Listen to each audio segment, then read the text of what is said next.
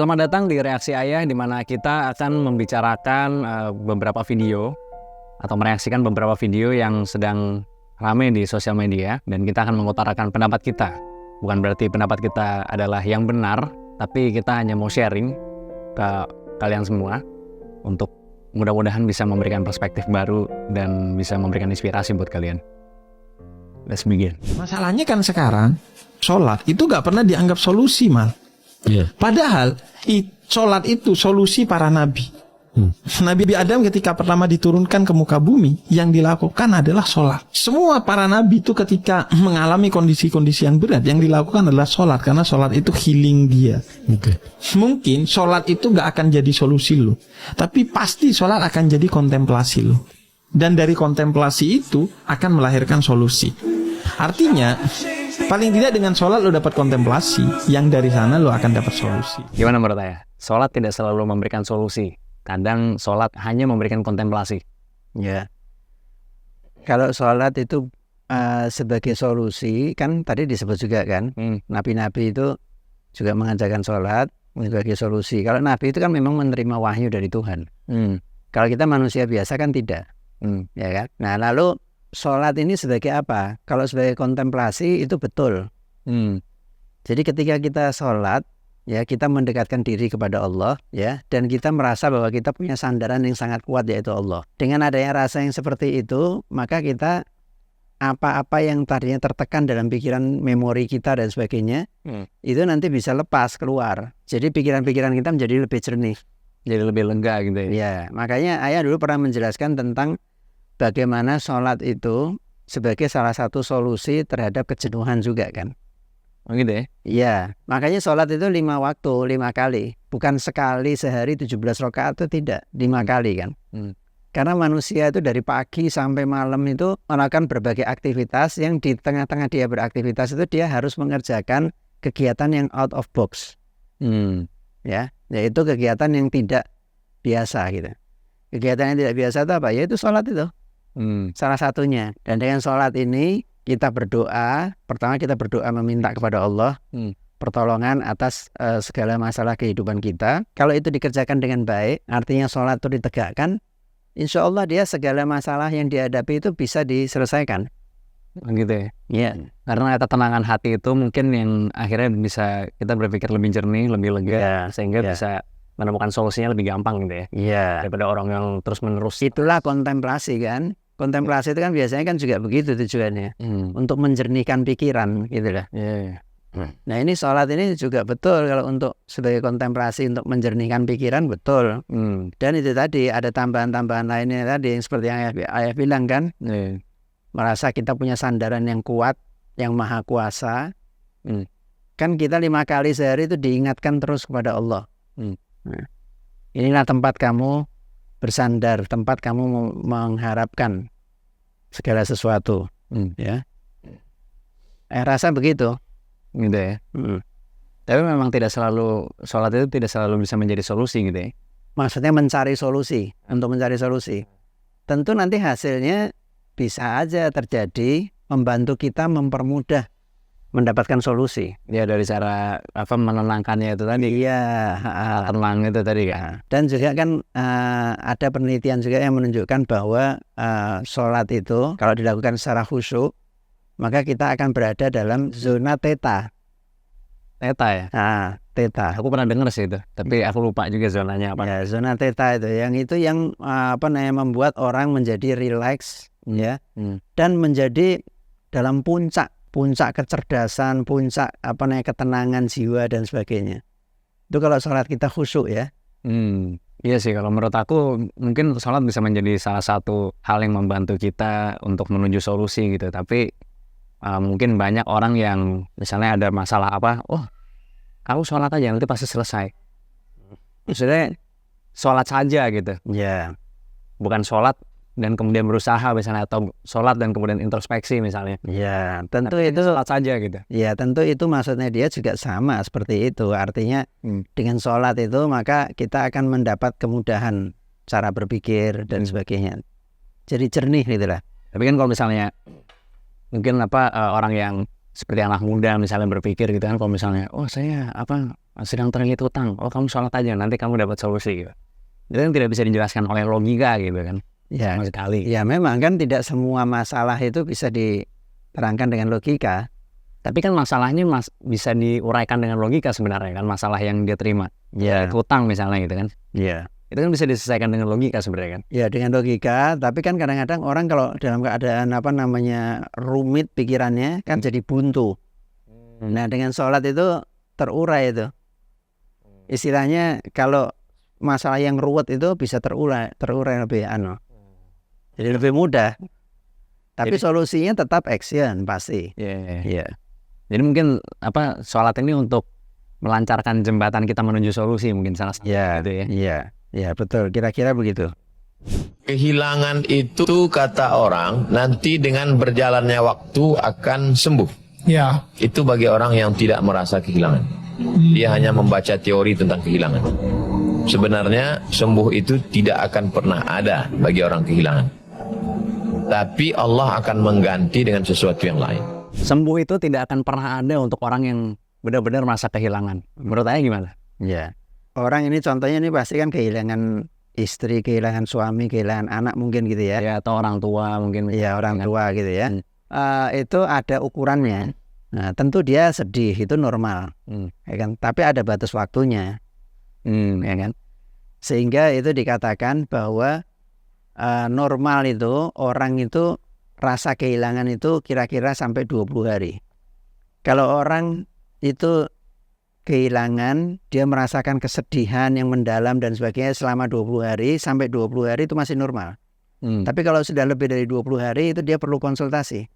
Oh gitu ya. Kepada ahli ya. Ahli itu ya bisa ke psikiater, bisa ke psikolog, bisa juga ke ustadz untuk membicarakan itu. Karena lebih dari 20 hari itu menjadi beban. Oh gitu ya. Nah, beban yang berat. Nah, pada waktu itulah mungkin nanti misalnya seorang ustadz misalnya dia bisa menjelaskan. Ya, kamu kehilangan ini nanti pasti Allah datangkan gantinya dan sebagainya gitulah ya. Tapi biasanya 20 hari itu orang dalam situasi yang tidak nyaman gitu. Terasa sekali gitu loh kehilangannya itu. Tapi setelah 20 hari harusnya sudah hilang. Tapi kalau sampai 40 hari dia masih merasakan, kadang-kadang ada orang yang dia tidak mau konsultasi ini. Sampai 40 hari dia tidak konsultasi, tidak ada jalan keluar, masih ada rasa tertekan, ya dia mesti ditangani oleh ahlinya. Kalau soal merasa kehilangan dalam artian merasa kok ada sesuatu, mungkin rasa kehilangan di sini seperti ada lubang di dalam hati kali mungkin ya.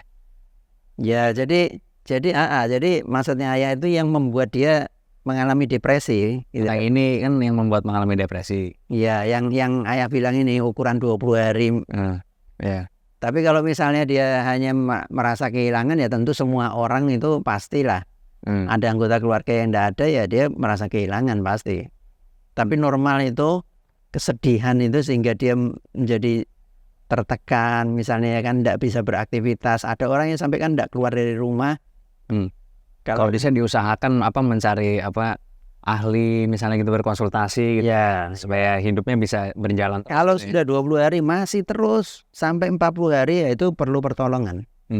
Tapi katanya ketika kita mendapatkan kehilangan gitu, katanya akan digantikan oleh Allah dengan sesuatu yang lebih baik misalnya. Ya mungkin sama Allah akan digantikan. Jangan, itu kan maksudnya jangan khawatir kamu nanti akan digantikan. Misalnya seorang anak misalnya ya, anak sama orang tuanya misalnya. Nanti mungkin Allah akan berikan jalan di mana kita bisa mengatasi masalah itu dengan mudah dan rasa kehilangan itu tidak ada lagi. Mestinya begitu. Kalau hilangnya sudah hilang, tidak mungkin digantikan dengan apa, tidak bisa. Kan kayak contohnya ada juga cerita dari temanku ada, namanya Bimo Pede namanya. Dia ini punya ibu gitu ya. Ayahnya udah nggak ada, maksudnya dari dia kecil gitu kan. Ayahnya dia udah meninggal dari dia kecil lah. Bukan meninggal sih, tapi dia nggak tahu ayahnya lah. Iya. Nah dia punya ibu doang nih ya kan, jadi single mother gitu kan. Sampai di suatu hari ibunya sakit dan kemudian meninggal gitu, ya kan. Di saat karirnya dia lagi mau naik, ya kan. Dia kecewa sekali, ibunya nggak bisa ngelihat dia sukses gitu loh. Iya. Ya kan. Iya. Tapi kemudian ketika ibunya meninggal, karir dia naik roket gitu, naik ya. Dia merasa katanya itu adalah hadiah dari Allah lah. Dari Allah lah. Ya, atas kesabaran dia mungkin. Karena peristiwa ibunya meninggal diberi hadiah oleh Allah kesuksesan yang lebih lagi gitu. Ya, itu mungkin kalau begitu. Mungkin ya. Tapi tetap kehilangan itu tetap dirasakan gitu. Ya, Setelah sekian tahun. pastilah, pasti. Pasti ya. Jadi sebaiknya diberi batas saja ya, kalau misalnya pun Ya. karena kehilangan diberi batas saja gitu ya. Ya, kalau dia perasaan itu selama 20 hari itu normal. Berapa banyak teman yang menghubungimu saat kamu sedang tidak baik-baik saja? Berapa banyak teman yang mengulurkan tangan saat kamu sedang terjatuh? Percayalah, kamu akan dipedulikan saat kamu sedang bergelimang kesenangan. Dan kamu akan dicari saat kamu dibutuhkan. Teruslah berbuat kebaikan, meskipun kamu tahu kamu sedang dimanfaatkan. Katanya teman cuma datang kalau misalnya lagi senang-senang aja katanya. Kalau misalnya kita lagi sedih jarang katanya teman yang datang, sedikit. Kurang. Tadinya kita bilang, wah saya banyak teman, tapi pas pada saat sedih tidak ada yang datang ternyata. Kebanyakan orang itu begitu sifatnya. Meskipun ada teman sejati kan, teman sejati itu biarpun dalam keadaan susah dan senang dia selalu dekat. Tapi ya itu banyak orang-orang itu yang mengatakan bahwa dia adalah teman kita misalnya, ya kan?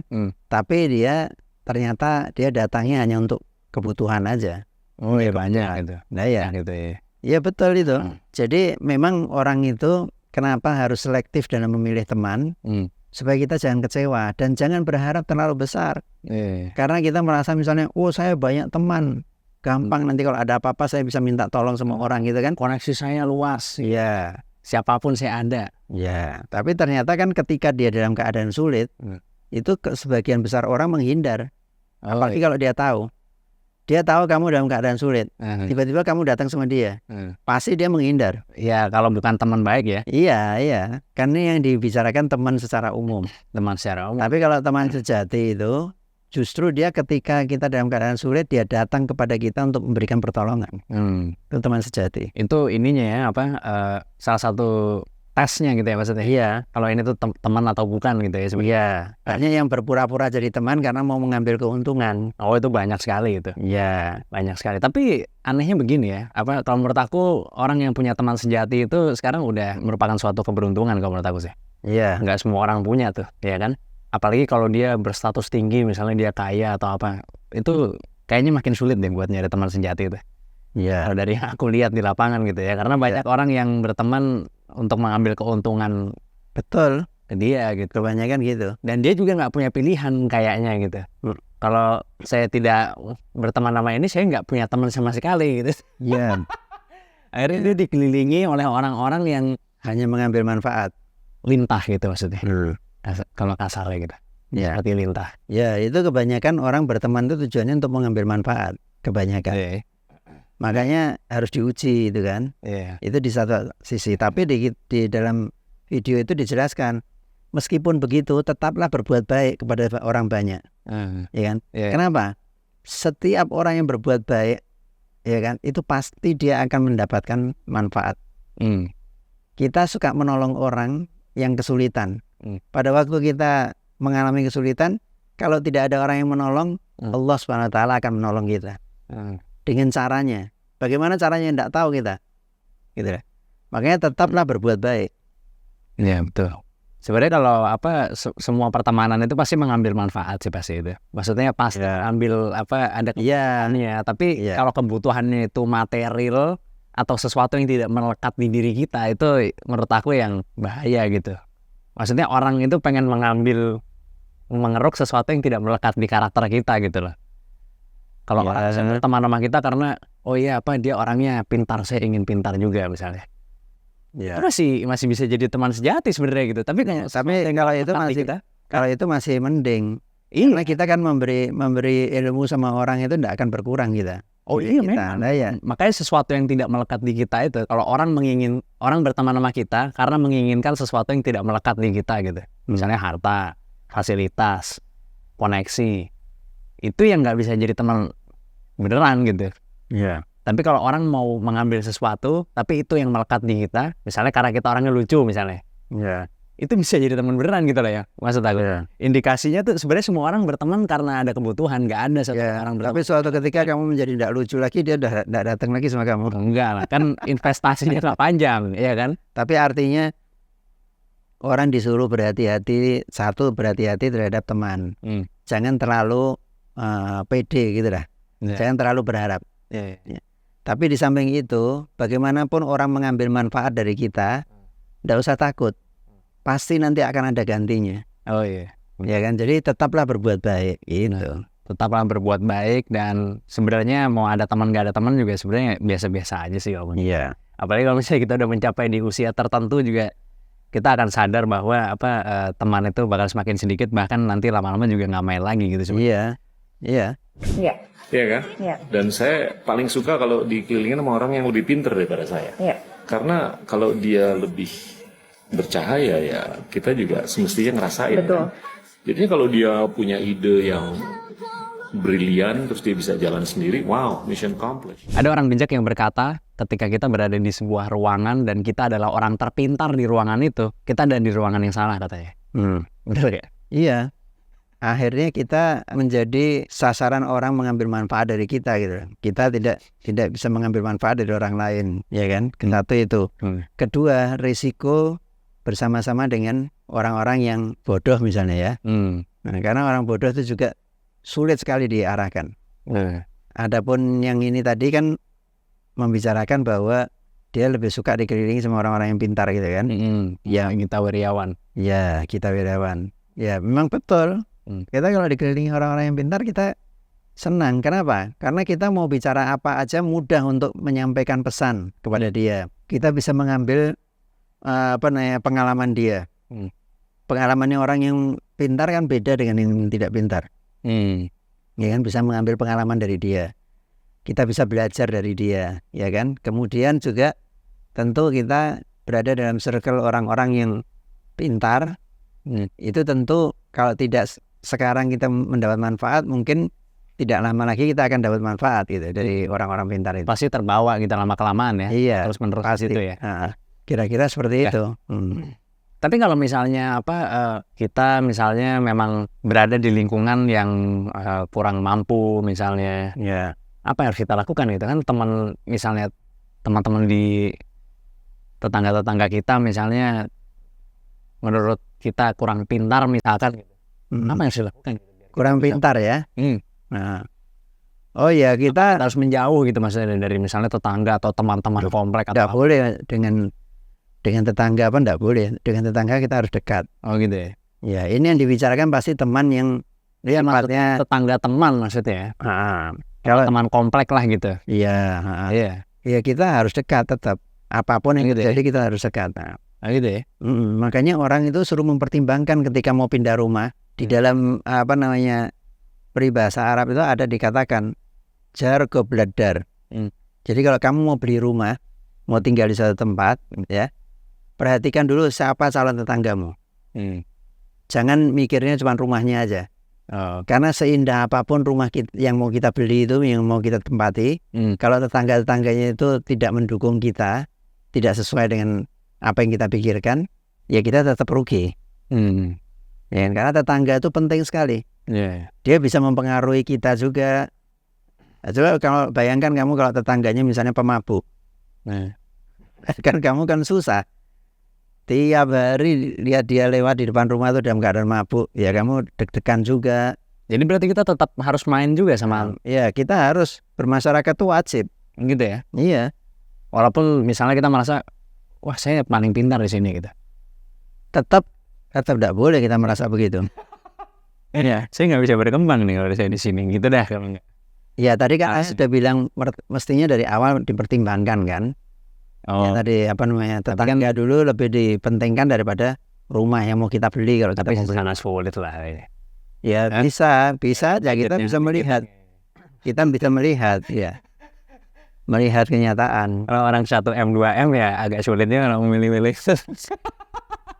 Ya, enggak apa-apa kalau misalnya bisa, artinya memilih itu yang semaksimal mungkin yang kita mampu, yang kita enggak mampu ya jangan. Ya misalnya kan ya kita tadi kan aku bilang tadi kan misalkan kita berada di lingkungan yang ibaratnya dari kelas ekonomi yang kurang baik misalnya gitu kan, maksudnya pendidikannya juga kurang baik juga gitu kan. Sedangkan misalnya kita bagus pendidikannya gitu, Iya. kita masih berkelompok sama mereka atau enggak gitu loh. Tetap kita kalau sama tetangga harus wajib. Kan yang beli orang tua kita, beli rumahnya maksudnya kan. Iya. Kita tetap harus bertetangga dengan baik. Gitu ya. Memperlakukan dia dengan baik sesuai dengan kemampuan kita dan sesuai dengan kepentingan dia.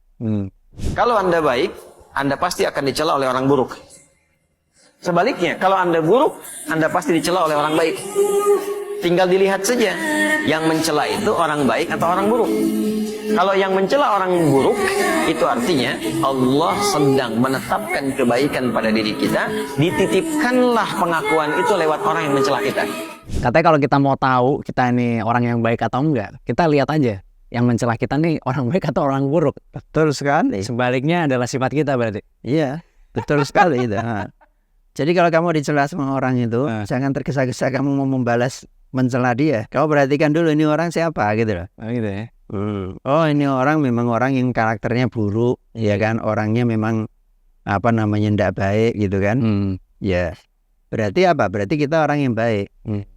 Secara nggak langsung itu tanda dari Allah untuk memberitahukan kita kamu sudah benar gitu. Iya, kesatu itu, dan kedua kali juga kita berterima kasih juga dengan dia karena dengan dia bicara begitu, kita menjadi mengetahui mungkin ada yang kurang dari kita. Karena manusia kan tidak ada yang sempurna. Bisa jadi ada yang kurang dari kita yang diketahui oleh orang yang akhlaknya buruk misalnya. Ya kan? Ada itu begitu. Jatuhnya jadi kritik gitu ya berarti ya. Iya. Ya sudah, kita lihat aja betul enggak dia ngomong ini. Kalau ternyata loh, ini kan fitnah aja ini. Enggak ada, saya tidak melakukan ini. Gitu kan? Terus kita lihat oh orangnya orang kayak gitu, berarti saya ini orang baik. Alhamdulillah lah. Iya. Gitu. Tapi masalahnya terus ditanggapi berantem, debat-debatan terus, apalagi di medsos. Ya kita jadi akhirnya jadi buruk juga gitu. Iya. Misalkan ini misalkan ya. Misalkan oh kita lagi nggak sengaja makan pakai tangan kiri. Terus ada orang misalnya, wah kamu makan pakai tangan kiri, tidak islami, gini. Ya mungkin dia mengingatkan hal yang benar kan berarti. Itu berarti orang benar apa orang baik atau orang jahat yang begitu? Kalau dia negur di depan orang banyak itu orang jahat. Enggak, misalnya message misalnya gitu. Tapi kasar misalnya. Nah, dia jahat juga. Jahat berarti. Tetap jahat.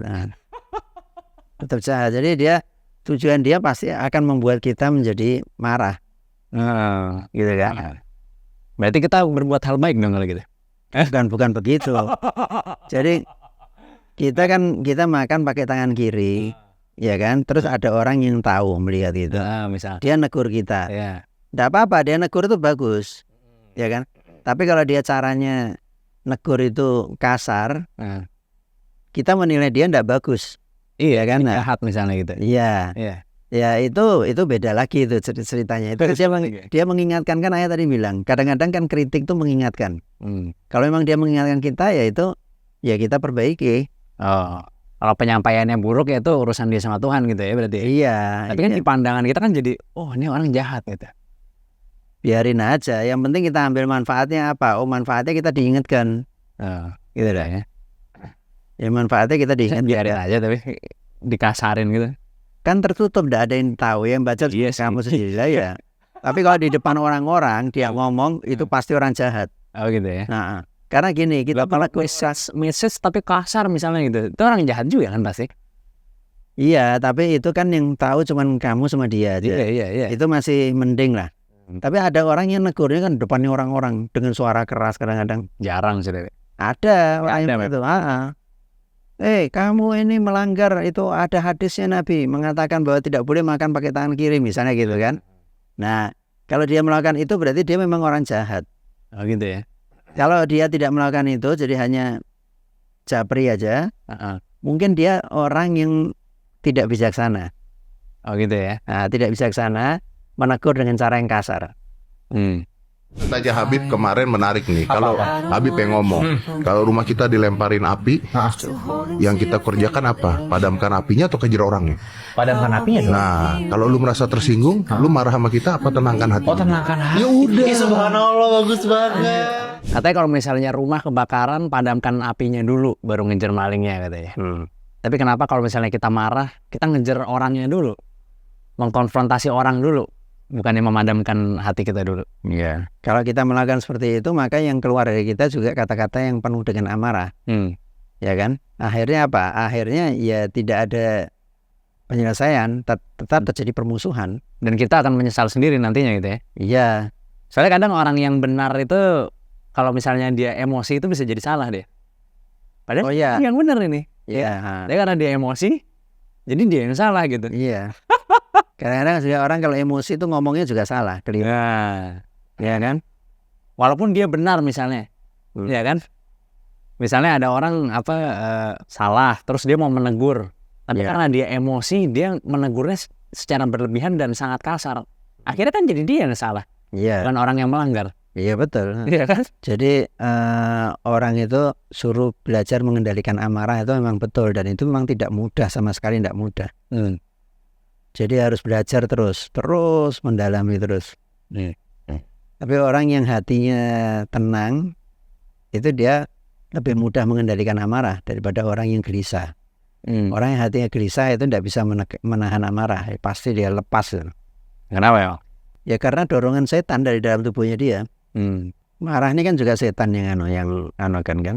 Bukan diri kita sendiri. Ya didorong sama setan, Berarti sebaiknya kalau misalnya kita mau mengkonfrontasi orang, tujuannya misalnya untuk menyelesaikan masalah gitu, ya kita sebaiknya memadamkan emosi kita dulu gitu ya, menenangkan diri, menenangkan diri dulu ya. Kalau tujuannya untuk mencari solusi tapi kan. Kalau tujuannya untuk mencari ribut ya silahkan aja langsung mengejar orang itu. Ya itu kayak preman-preman itu kan. Begitu dia lihat orang melanggar, melakukan sesuatu gitu, dia jengkel mau bikin ribut, dia datang bersama dengan teman-temannya. Terus pakai tato-tato ditunjukkan gitu kan, supaya orang merasa tertantang gitu kan. Terintimidasi. Tujuannya ya apa? Tujuannya memang dia mau berantem. Bukan cuma mau mencari kebenaran atau mau meluruskan kesalahan orang. Ini masalah kecocokan aja. Kalau lu udah cocok, lu bisa terima kekurangan dan kelebihan, pasti gak akan bosan. Karena orang itu suka cenderung pengen yang terbaik. Terbaik itu apa? Parameter terbaik itu apa? Dia cantik, dia pintar, dia kaya. Apakah itu parameternya nowadays untuk milenial dan Gen Z? Cari pasangan yang cocok aja katanya. Yang kita bisa menerima kekurangannya dia, kita mencintai juga kelebihannya gitu. Lagian buat apa cari yang terbaik katanya? Terbaik ini apa sebenarnya patokannya gitu? Tidak akan ketemu, karena begitu cari ini yang terbaik, ini kayaknya ini yang terbaik ini. Habis itu mikir apa betul ini yang terbaik? Jangan-jangan ada yang lain lagi yang lebih baik. Itu kan akhirnya tidak ketemu, tidak kawin-kawin. Tapi bukankah itu karena menganggap serius itu? Menikah ini sangat serius sehingga saya harus mencari yang terbaik gitu kan? Ya kalau gitu bikin kriteria dulu, yang dicari yang seperti apa. Tulis saja yang dicari seperti apa syaratnya. Itu aja jadikan patokan. Iya, kalau enggak nanti dia tidak putus-putuskan. Dia merasa sudah dapat yang bagus, masih dia pikir lagi, wah jangan-jangan ada yang lebih baik dari ini. Nah, tidak jadi kan? Itu. Jadi bikin aja kriterianya. Saya mau yang begini. Yang kriterianya itu masuk akal. Ya kan, sambil kita bercermin. Kira-kira kita berharap seperti ini itu kita pantas apa enggak gitu loh. Karena orang kadang-kadang melihat dirinya itu overvalue. Menganggap dirinya itu sedemikian hebat sehingga tidak layak kalau hanya mendapatkan yang sederhana-sederhana. Mesti cari yang enggak bisa. Tapi orang-orang hebat kebanyakan begitu ya, Elon Musk ya kan, Kanye West itu pasti dia dalam bisnis dia begitu. Overvalue pasti dia. Dalam bisnis dia begitu. Tapi buat dia misalnya mencari pasangan, pasti saya yakin tuh enggak terlalu macam-macam seperti yang beberapa orang itu membayangkan gitu kan. Misalnya dia udah harus cantik, istri itu udah harus cantik misalnya gitu kan. Orang-orang itu kan lebih rasional cara berpikirnya. Cocok gitu misalnya begitu. Bisa diajak berpikir bersama, bisa diajak hidup bersama, menjalani kehidupan. Karena saya ini akan penuh perjuangan, saya ingin menjadi pengusaha kelas internasional misalnya gitu kan. Dia bayangkannya ke sana. Jadi dia bayangkannya sudah targetnya dia. Jadi pasangannya hanya pelengkap aja buat dia gitu. Bukan pelengkap. Jadi dengan ini apakah bisa saling mendukung untuk mencapai itu? Kan nanti kalau dia mencapai target yang tinggi itu kan istrinya juga dapat. Ya kan, dapat manfaat. Ya kira-kira gambarannya seperti itu. Oke, terima kasih banyak sudah menonton Reaksi Ayah. Sampai jumpa di episode selanjutnya. Mudah-mudahan episode kali ini bisa memberi manfaat kepada kalian atau setidaknya memberikan inspirasi tambahan untuk tahu lebih jauh pendapat dari Ayah dan juga saya. Terima kasih banyak. Sampai jumpa di episode selanjutnya. Jangan lupa subscribe. Bye.